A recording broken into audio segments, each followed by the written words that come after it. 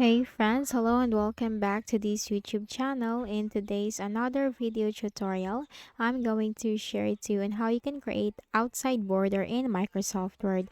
So without further ado, let's go quick into the process. So we need to open first Microsoft Word. So go ahead in the Windows search bar and then click on the Microsoft Word under the best match.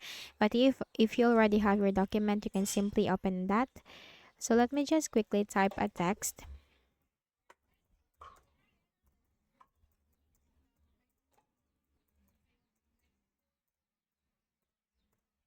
Okay, so this is the text.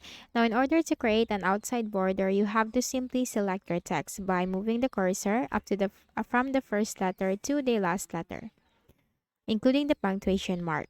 Now, once you have selected your word, your statement, or your text or your sentence, you will find this option at the top under the Home tab, this one, Borders.